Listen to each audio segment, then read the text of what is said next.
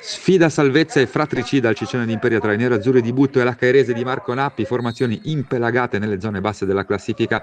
La gara si mette male per i valbormidesi già dopo 9 minuti, punizione di Pippo Scalzi che trova nel terreno di gioco un alleato insperato. La sfera tocca a terra, inganna il portiere ospite, l'Imperia va in vantaggio e mette in discesa una partita che si complica ulteriormente per gli ospiti. Sulla seconda punizione di Scalzi infatti c'è il tocco di mano di un uomo in barriera, è il minuto 21, Pippo Scalzi sbaglia il rigore ma sulla ribattuta ribadisce in rete trovando 2-0 e doppietta personale.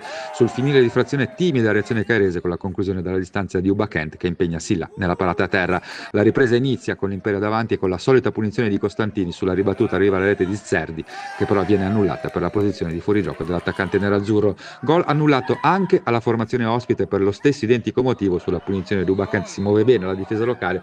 La gara rimane appesa a un filo fino al minuto 73 quando arriva il terzo gol dell'Imperia. Rapido giro palla della formazione di Butto di Salvatore in buca per Osaki e l'italo nigeriano in diagonale realizza rete che di fatto chiude la partita. La gara finisce con la Cairese in avanti più con orgoglio che con ragione. La mischia davanti a Silla però produce solo un nulla di fatto. L'Imperia torna a vincere dopo 3 giornate e scavalca proprio una Cairese che ha perso la terza partita nelle ultime 4 gare.